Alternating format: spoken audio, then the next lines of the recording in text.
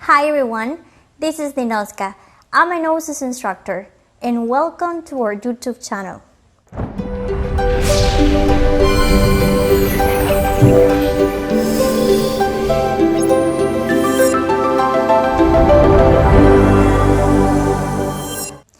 Today we're going to be talking about a very interesting topic, which is true magic. Let me ask these questions for you. What do you understand from magic? Where we can find it?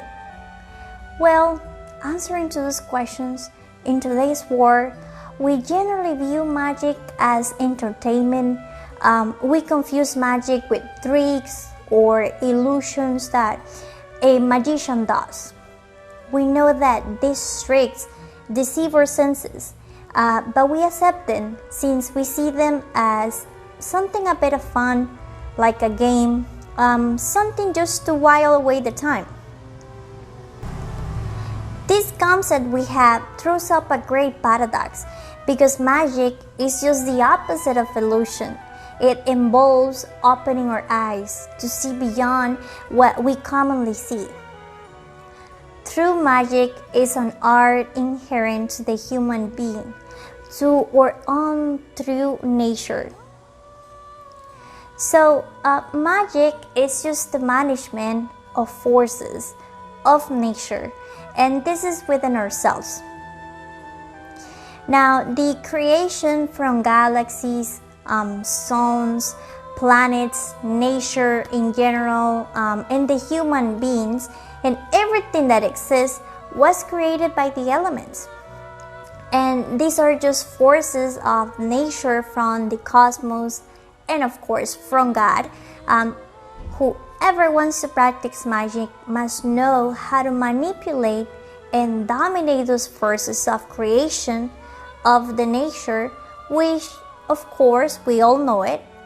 They are known as fire, water, earth, and air. The magician of the serpentine culture was the person who manipulated fire at its will. Other volcanoes invoked and made Mediterranean crops, conjured storms and hurricanes to protect its people. Asked the Mother Earth for orientation, wisdom, wealth, fertility. So they were able to manipulate the element of nature, and through them, they were capable to actually manage animals, plants, and people. Now, following the logic of the text written in the Greek temple of Delphi by Thales of Miletus, that no one can know the excellence of another house without knowing their own first.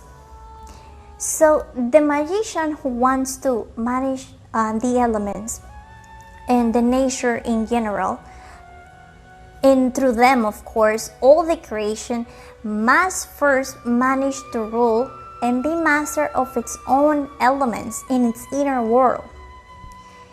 Now let's just talk a little bit about these elements within ourselves, the way that they react, but in the negative way, the way that they influence us, but in the negative way because of the ego, which you know that the ego is the negative part inside us. Now, master the fire within us, which is the negative aspect. It will be the anger, the impatience, mastering the waters inside us, which will be the lack of adaptation to changes, for example. Master the air, and with it the mental fights. To dominate the earth, and with it the laziness, the lack of understanding in the against of material losses, for example. Therefore, the magician, before dominating the exterior nature and its elements, must dominate the interior ones first. So our first step in our entrance to this amazing journey of magic should be not letting the negative aspects of this or each element to express within ourselves in this physical world. Now, how do we do that? Well, With the time, we will be uploading so much more videos with so much more information and knowledge and processes about how we should actually proceed with the ego elimination. But first, I really wanted to give you an introduction to this topic first. And remember, the magician knows that the universe lives within himself, and that he is a magician not because he lives in the world, but because the world lives within him. Alright, so that's pretty much about it. I just kind of wanted to talk to you guys just for a brief moment about magic.